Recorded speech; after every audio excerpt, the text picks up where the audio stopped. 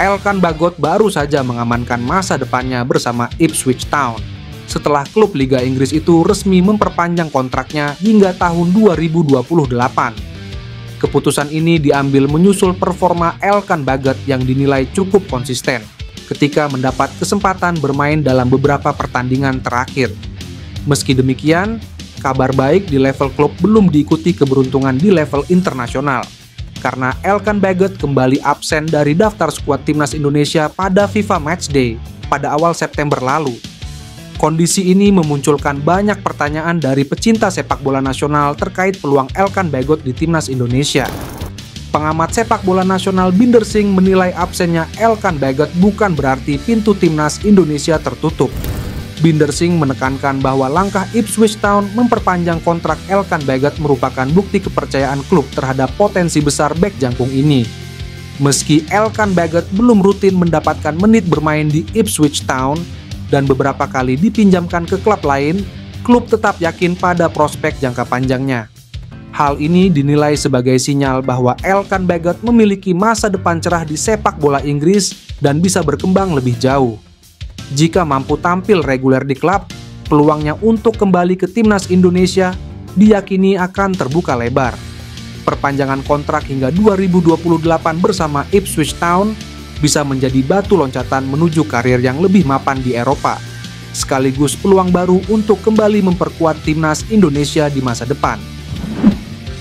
Patrick Kluivert memanggil 30 pemain untuk laga timnas Indonesia versus Arab Saudi dan Irak. Timnas Indonesia wajib datang ke Arab Saudi dengan skuad tebal, sebab jarak antara laga pertama melawan Arab Saudi dan Irak hanya 3 hari. Sesuai regulasi, hanya 23 nama yang bisa dimasukkan ke dalam daftar susunan pemain melawan Arab Saudi dan Irak. Namun, Patrick Kluivert disinyalir tidak hanya membawa 23 nama saja. Dikhawatirkan ada pemain yang cedera, sehingga wajib ada backupnya. Patrick Kluivert diprediksi tidak akan mengubah komposisi pemainnya. Pemain-pemain yang dipanggil pada FIFA Matchday September 2025 kembali disertakan. Sebelumnya, untuk mengarungi FIFA Matchday September 2025 melawan Taiwan dan Lebanon, Patrick Kluivert memanggil 27 nama. Dalam perjalanannya ada tambahan 3 pemain yakni Miliano Jonathans, Mauro Zylstra, dan Adrian Wibowo. Lantas, bagaimana jika penyerang Oxford United Ole Romeni pulih dari cedera? Ole Romeni sudah meminta Patrick Kluivert untuk memanggilnya guna mengarungi 2 laga melawan Arab Saudi dan Irak. Ada kirim pesan singkat ke Patrick, dia ingin main. Cuman kan recovery-nya harus dijalani, ucap Eric. Mengutip dari FotMob, Ole Romeni akan pulih pertengahan bulan ini. Jika Ole Romeni pulih, penyerang 25 tahun itu kemungkinan menggeser Mauro Zylstra dari daftar panggil. Satu harapannya, pemain-pemain yang dipanggil dapat memberikan performa terbaik bagi timnas Indonesia. Rencana naturalisasi pemain keturunan kembali mengemuka di tubuh timnas Indonesia, kali ini menyangkut striker Bologna, Tijs Dalinga.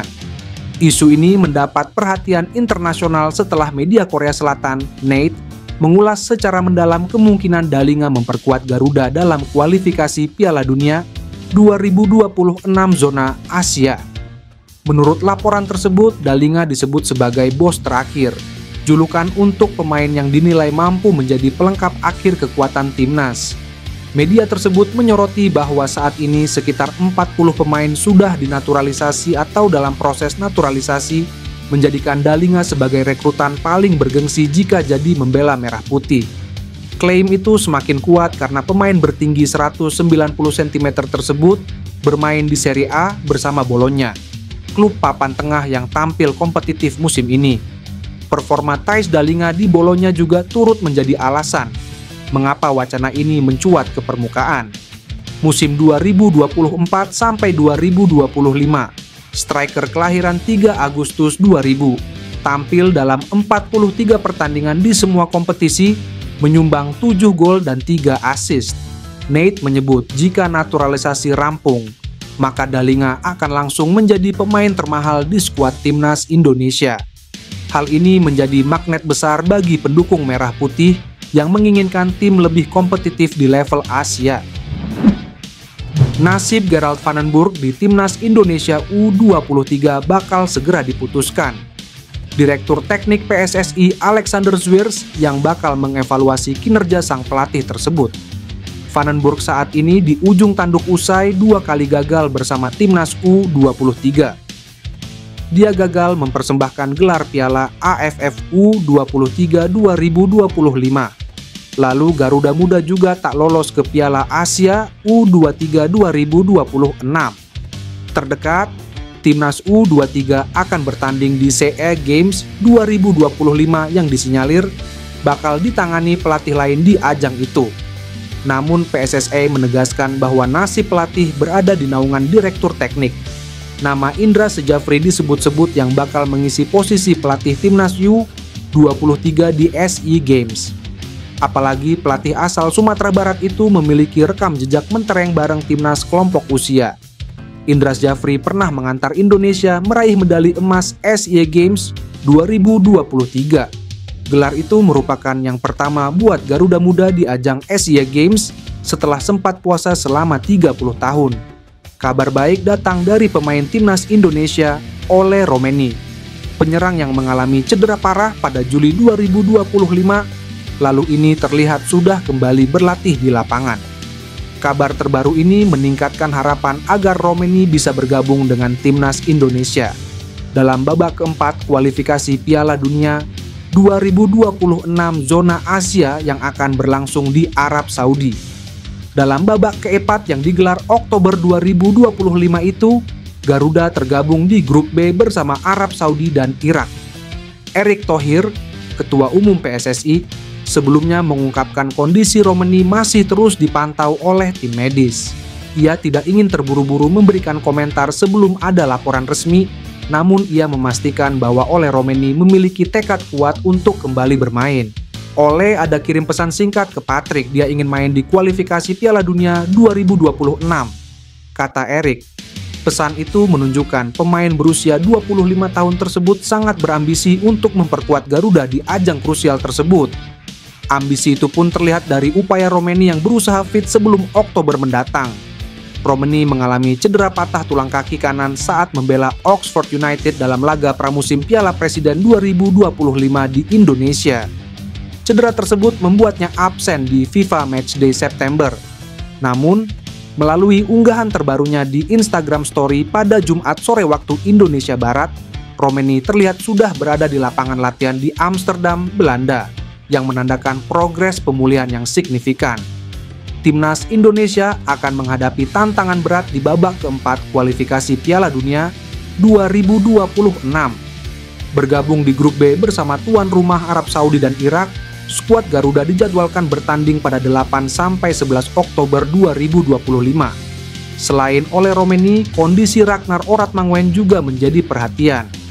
Absennya kedua pemain ini sangat mempengaruhi daya gedor lini depan timnas Indonesia, seperti yang terlihat dalam laga uji coba melawan Lebanon yang berakhir imbang 0-0. Kehadiran Romeni dan Ragnar sangat diharapkan untuk memperkuat lini serang tim asuhan Patrick Kluivert agar bisa bersaing di babak kualifikasi yang krusial ini. Pemain keturunan Pascal Struijk akan langsung mencetak sejarah andai dirinya mau bergabung dan membela timnas Indonesia. Pascal Struijk merupakan pemain keturunan Grade A yang malang melintang di Inggris bersama Leeds United. Sejak pemain berusia 25 tahun itu diketahui memiliki darah keturunan.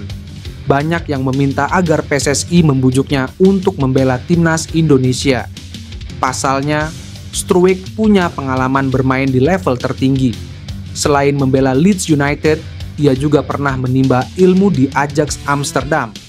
Bersama Leeds, Struijk mampu mencatatkan 159 penampilan di berbagai ajang dan berhasil mencetak 14 gol serta 1 assist. Tak hanya jadi andalan, pemain kelahiran Belgia ini juga beberapa kali dipercaya sebagai kapten tim berjuluk The Peacocks tersebut. Struijk sudah dipercaya sebagai kapten Leeds sejak musim 2023 sampai 2024.